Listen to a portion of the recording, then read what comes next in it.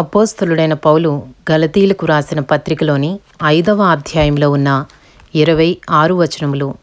ఈ స్వాతంత్ర్యము అనుగ్రహించి క్రీస్తు మనలను స్వతంత్రులనుగా చేసియున్నాడు. కాబట్టి మీరు స్థిరముగా నిలిచి మరలా దాస్యమను కాడి క్రింద చిక్కుకొనకుడి. చూడుడి, మీరు సున్నతి పొందిన ఎడల క్రీస్తు వలన మీకు ప్రయోజనమేమియూ కలుగదని పౌలను నేను మీతో చెప్పుచున్నాను. ధర్మశాస్త్రము యావత్తు ఆచరింపబద్ధుడై ఉన్నాడని సున్నతి పొందిన ప్రతి మనుషునికి నేను మరలా దృఢముగా చెప్పుచున్నాను. మీలో ధర్మశాస్త్రము వలన నీతిమంతులని తీర్చబడు వారెవరో వారు క్రీస్తులో నుండి బొత్తిగా వేరు చేయబడి ఉన్నారు, కృపలో నుండి తొలగిపోయి ఉన్నారు. ఏలయనగా మనము విశ్వాసము గలవారమై నీతి కలుగునను నిరీక్షణ సఫలమగునని ఆత్మ ద్వారా ఎదురుచూచుచున్నాము.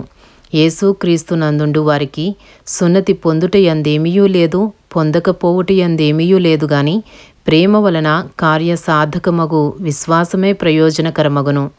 మీరు బాగుగా పరిగెత్తుచుండిరి, సత్యమునకు విధేయులు కాకుండా మిమ్మును ఎవడు అడ్డగించెను? ఈ ప్రేరేపణ మిమ్మను పిలుచుచున్న వాని వలన కలుగలేదు. పులిసిన పిండి కొంచెమైనను ముద్ద అంతయు పులియచేయను.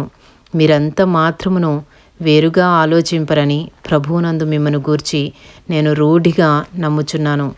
మిమ్మను కలవరపెట్టుచున్నవాడు ఎవడైనను వాడు తగిన శిక్షను భరించును. సహోదరులారా, సున్నతి పొందవలనని నేనింకనూ ప్రకటించుచున్న ఎడల ఇప్పటికినీ హింసింపబడనేలా ఆ పక్షమున సిలువ విషయమైన అభ్యంతరము తీసివేయబడును గదా. మిమ్మను కలవరపెట్టువారు తమను తాము ఛేదించుకొనుట మేలు. సహోదరులారా, మీరు స్వతంత్రులుగా ఉండుటకు పిలువబడితిరి. అయితే ఒక మాట, ఆ స్వాతంత్ర్యమును శరీర క్రియలకు హేతువు చేసుకొనక ప్రేమ కలిగిన వారై ఒకనికొకడు దాసులై ఉండుడి. ధర్మశాస్త్రమంతయు నిన్ను వలె నీ పొరుగువానిని ప్రేమించుము అను ఒక్క మాటలో సంపూర్ణమై ఉన్నది. అయితే మీరు ఒకనినొకడు కరుచుకొని భక్షించిన ఎడల మీరు ఒకని వలన ఒకడు బొత్తిగా నశించిపోదురేమో చూచుకునుడి. నేను చెప్పినదేమనగా ఆత్మానుసారముగా నడుచుకునుడి, అప్పుడు మీరు శరీరేచ్ఛను నెరవేర్చరు. శరీరము ఆత్మకును, ఆత్మ శరీరమునకును విరోధముగా అపేక్షించును. ఇవి ఒకదానికొకటి వ్యతిరేకముగా ఉన్నవి గనుక మీరేవి ఇచ్చేందురో వాటిని చేయకుందురు. మీరు ఆత్మచేత నడిపింపబడిన ఎడల ధర్మశాస్త్రమునకు లోనైన వారు కారు. శరీర కార్యములు స్పష్టమై ఉన్నవి.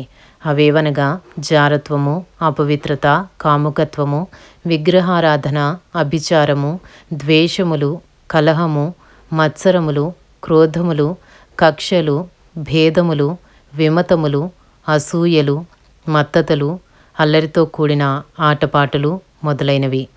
వీటిని గూర్చి నేను మునుపు చెప్పిన ప్రకారము ఇట్టి వాటిని చేయువారు దేవుని రాజ్యమును స్వతంత్రించుకొనరని మీతో స్పష్టముగా చెప్పుచున్నాను. అయితే ఆత్మఫలమేమనగా ప్రేమ, సంతోషము, సమాధానము, దీర్ఘశాంతము, దయాళత్వము, మంచితనము, విశ్వాసము, సాత్వికము, ఆశానిగ్రహము.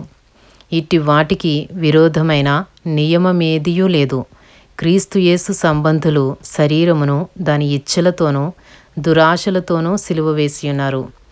మనము ఆత్మను అనుసరించి జీవించువారమైతమా, ఆత్మను అనుసరించి క్రమముగా నడుచుకుందము. ఒకరినొకరము వివాదమునకు రేపకయు, ఒకరి యందొకరము అసూయ పడకయు, వృధాగా అతిశయ పడకయు ఉందము.